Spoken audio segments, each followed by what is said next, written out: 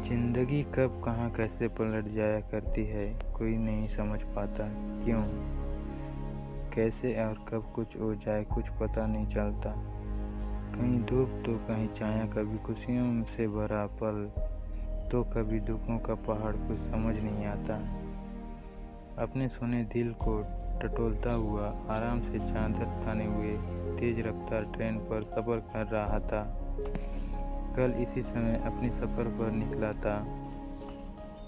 उसे जरा भी यकीन नहीं था कि जिस सफ़र में वह अकेला निकला था, वापस आते समय वह अकेला नहीं होगा, बल्कि एक बेहद खूबसूरत, हसीन, महसूस परियों के जैसे दिखने वाली लड़की उसकी अपनी सफ़र बन जाएगी। सच कहते हैं लोग, दुनिया में हर इंसान के लिए कोई न कोई बना है, लेकिन वह कब और कहाँ किस स्थिति में मिल जाएगा, यह जानना पाना बहुत मुश्किल होता है। यह सिर्फ ऊपर वाले के हाथों में होता है। कब कैसे कहाँ मिलना है, हम इंसानों के वश में कुछ नहीं होता। हम उसे जान भी नहीं पाए। शादी का सिलसिला पिछले 5-6 सालों से लटका हुआ था। 6 साल पहले जब वह 30 साल का होने चला था, तब उनके करीबी और सारे दोस्तों शादी कर लेने की मशवरा देना शुरू कर दिया था। लेकिन यह मशवरा सिर्फ मशवरा रह गया। दरअसल जो उसकी शादी के लिए लड़की ढूंढता, वह समय से पहले इस दुनिया को छोड़कर जा चुके थे। उसके माता पिता नहीं थे। एक बड़ी बहन थी जो जान चिढ़कर अपने भाई पर, जो कुछ दिन पहले ही शादी होकर दूसरे चली गई थी। फिर भी जहाँ तक हो सके लड़की ढूंढने की कोशिश कर रही थी। बहुत कोशिश के बावजूद कोई अच्छी लड़की नहीं मिल रही थी। लड़की अच्छी मिलती तो कोई और कारण से शादी फाइनल नहीं हो पा रहा था। आज समझ में आया था कि इतने बहाने और इतना इंतज़ार इतने सालों से क्यों हो रहा था।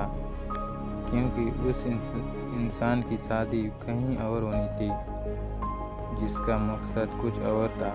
सिर्फ घर बसाना या फिर शादी करना नहीं था, बल्कि किसी की ज़िंदगी का छांव बनाना था।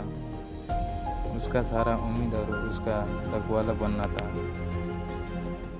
आखिर आज उसके होठों पर प्यार सा मुस्कुराहट बिखर रही थी।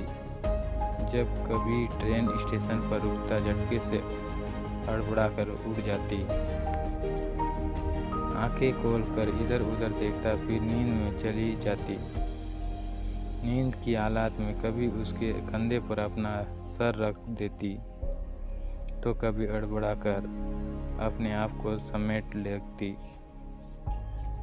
महक खन्ना, जो अब तक ट्रेन की खिड़कियों से बाहर झांक रहा था, अचानक उसकी नज़र बाहर की नज़रों से हटकर उसे देखने लगता है। कभी अपना दुपट्टा ठीक करने लगता, तो कभी अपने कपड़े भी अपने हाथों में उलट पुलट कर देखने लगती। लंबी गहरी ठंडी आए भरता हुआ अपनी नज़रें उससे हटा देता।